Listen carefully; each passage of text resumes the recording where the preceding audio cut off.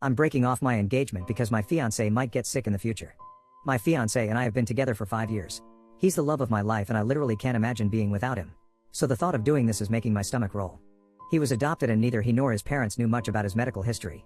A few weeks ago, he met his biological brother for the first time and found out that his birth father had passed from Huntington's disease.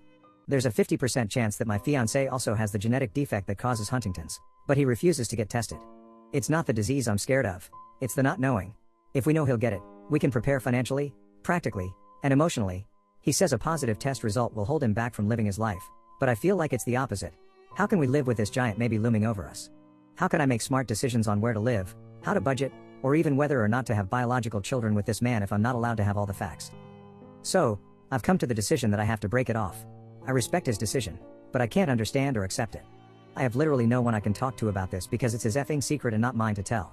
Edit, I have to go to work now, but I'll try to continue responding throughout the day, especially to the comments that exactly mirror the dissenting voice in my head. I just want to clarify a few things up here. 1. I would not leave him if he tested positive for the defect. I would not leave him if he got sick.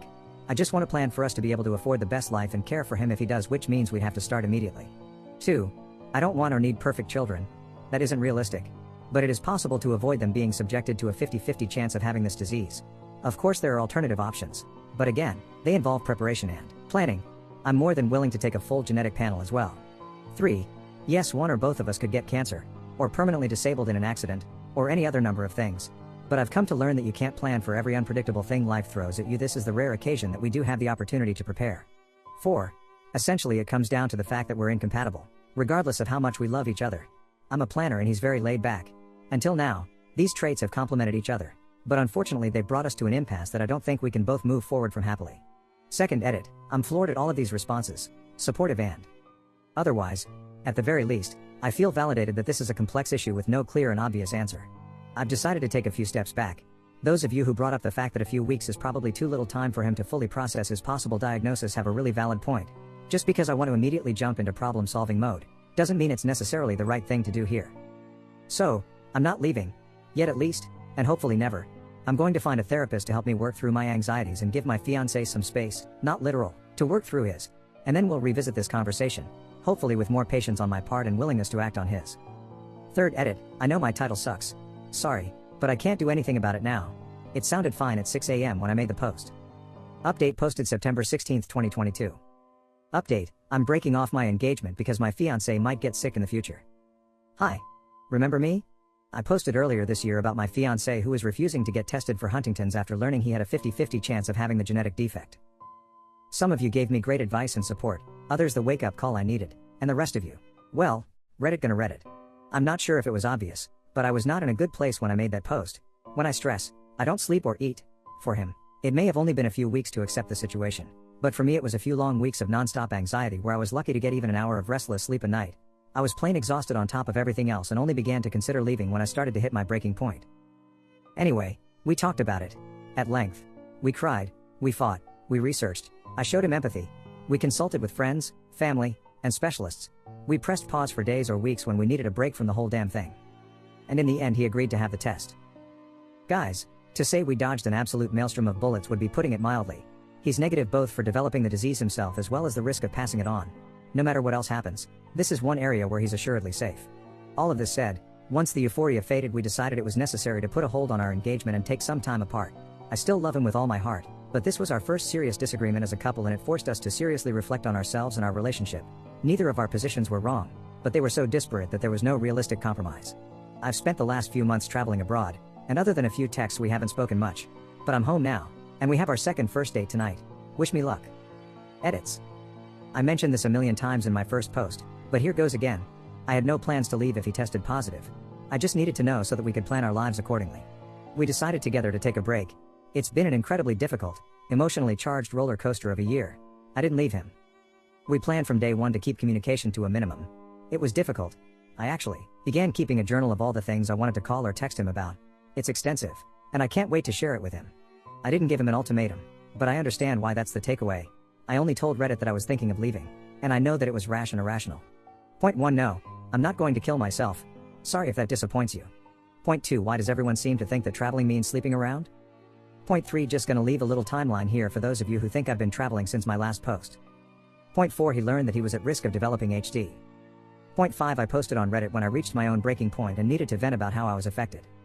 Point 6, we spent the next 3-ish months discussing next steps, consulting professionals, meeting others in our situation, etc. Point 7, he made his own decision to get tested. Point 8, that took a while, since there are a lot of steps you have to go through before they'll even agree to do it. Point 9, we learned he's negative.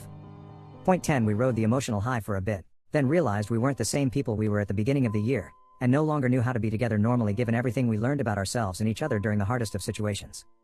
Point 11, we decided to take a break and meet for dinner on September 16th. Point 12, I'm now getting ready to leave for said dinner. I meant to say this last time too. Thank you to all of you who are sharing your stories about HD, chronic illness, and love. I'm sorry I haven't responded to everyone, but I'm reading all of them and wishing you and your loved ones nothing but health and happiness. Additional update, in the comments. Alp also found this post and left a comment. Oh my god, I'm so happy I found this post. After losing an entire day to defending myself on Reddit, my own fault lol, it happened last time too. The positive tone here is amazing. Thank you all for reading and commenting. I promise I'll come back tomorrow to let you know how our date when I have butterflies and I can't remember the last time I felt like this.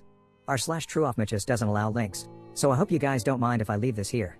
I've been completely humbled by this disease, and we're one of the lucky ones. Second update posted September 17th, 2022. Second update, I'm breaking off my engagement because my fiancé might get sick in the future. No, I'm not. This is about our date. This title continues to be embarrassingly bad, and now irrelevant, but I kinda feel like I'm stuck with it now. Sorry. If you're new here, my fiancé found out he was at risk of developing Huntington's disease. I wanted him to get tested and he did not. Months later, he did, and thank God, he was negative. The whole thing put such a strain on us that we decided to take a break. Last night, we went on our second first date. And I can't believe how many of you want to hear about it. Of course I couldn't leave you hanging.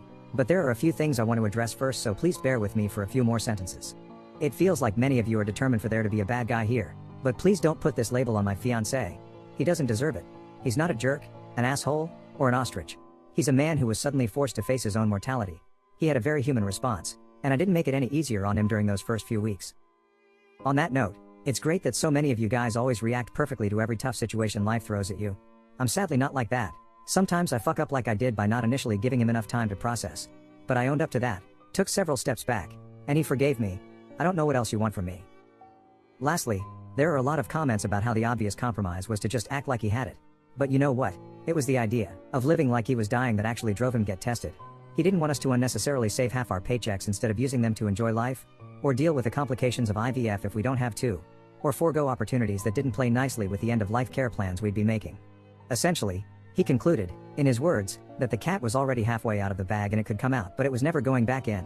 If he was positive, we'd be obsessing over every little thing being a possible symptom. But if we left things as they were, we'd be doing that anyway. That doesn't mean it was easy at all. We actually had to make a second appointment to get the results because he couldn't bring himself to hear them the first time. But that was okay. I was there for him the whole time to support him however he needed me to. Okay. I'm done with that. On to what you actually clicked for.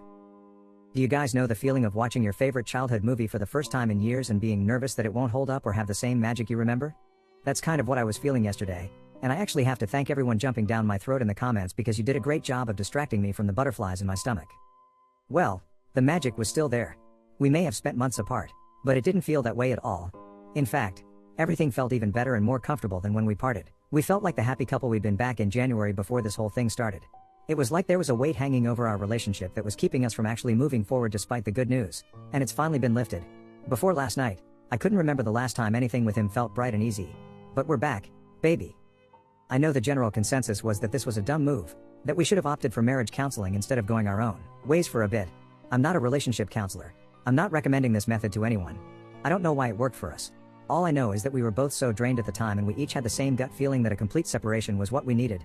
Our relationship had become far more exhausting than fun, and I honestly believe that we wouldn't have made it if we'd forced ourselves to work together to fix it. Again, don't take relationship advice from me, but trust your instincts, you have them for a reason. And I'm sure you'll be happy to know that he wasn't sitting at home pining for me while I traipsed around Europe not having intimacy with people. He was busy with his own adventure. He bought a car, we live in Manhattan, so that's a pretty big thing, and road tripped across the country. We stayed up all night sharing stories and pictures and telling each other about the people we'd met.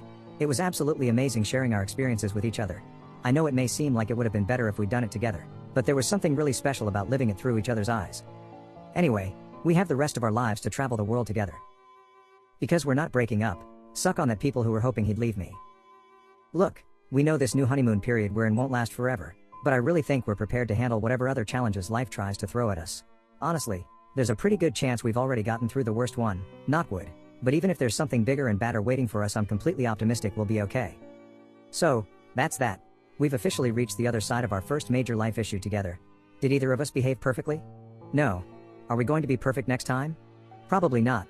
Are we 100% committed to combining our completely opposite ways of dealing with crises into a superpower designed to crush conflict like a 90s cartoon? Absolutely.